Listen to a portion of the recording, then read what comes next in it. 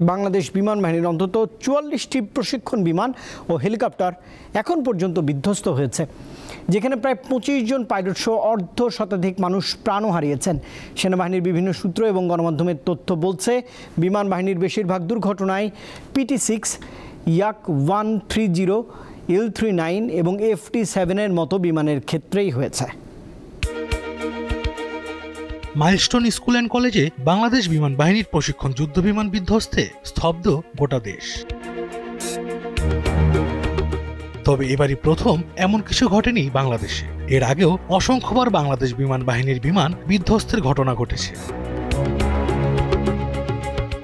এই ধারা শুরু হয় ১৯৭৬ সালের ১ সেপ্টেম্বর। সেদিন বিমান বাহিনীর তৎকালীন প্রধান এয়ার ভাইস মার্শাল বীর মুক্তিযোদ্ধা খাদেমুল বাশার এবং স্কোয়াড্রন লিডার মফিজুল হককে বহনকারী একটি বিমান রাজধানীর তেজগাঁও বিমানবন্দরের পাশে একটি ভবনের উপর আছড়ে পড়ে।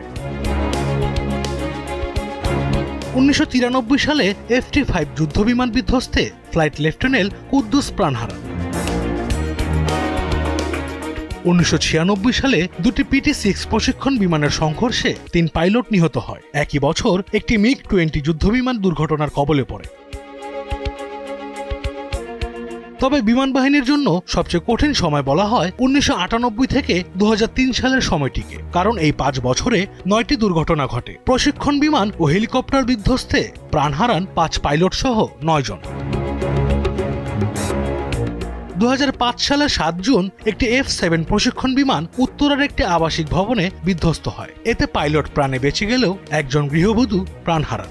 এর আগে একই বছর ৭ ফেব্রুয়ারি একটি PT-6 প্রশিক্ষণ বিমান বিধ্বস্ত হয়।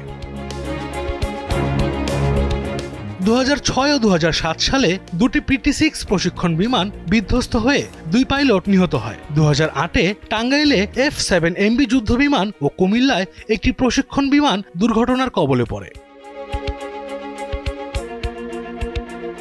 এছাড়া ২০০৯ সালে দুটি, ২০১০ সালে ৩টে বিমান বাহিনীর বিমান বিধ্বস্ত হয়। ২০১২ সালে L-39 অ্যালবাস জেট ট্রেইনার মধুপুরে বিধ্বস্ত হয়ে ফ্লাইট লেফটেন্যান্ট রেজা শরীফ নিহত হন।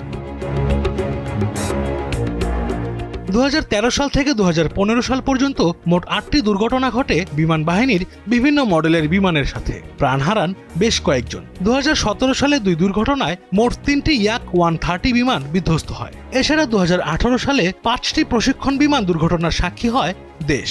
কয়েকটিতে পাইলটরা নিরাপদে বেরিয়ে আসলেও ২ জন পাইলট প্রাণ হারান। ২০২২ সালে সিলেটে একটি, ২০২৩ সালে কক্সবাজারে একটি এবং ২০২৪ সালে কর্ণফুলী নদীর মোহনায় একটি প্রশিক্ষণ বিমান বিধ্বস্ত হয়। আশরাফ শুভ, দীপ্ত, বার্তা কক্ষ।